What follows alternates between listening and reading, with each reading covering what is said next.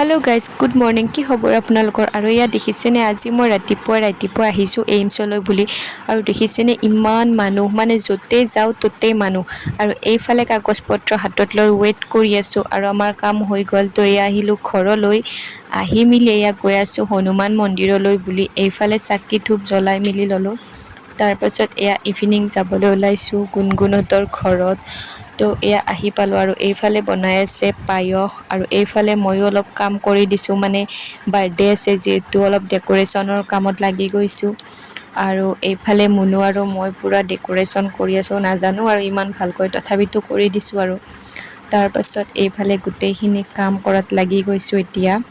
আৰু এইফালে হৈ গ'ল আমাৰ ডেক'ৰেশ্যনৰ কাম। তো এতিয়া আমি কেক কাটিব লাগে। তো এয়া গোটেইখিনি থিয় হৈ লৈছে কেক কাটিবৰ কাৰণে। আৰু এয়া কাটিলে কেক, আৰু এতিয়া আমি চাহ পানী খাই ল'লোঁ। তো আজিলৈ আহিছোঁ, বাই বাই।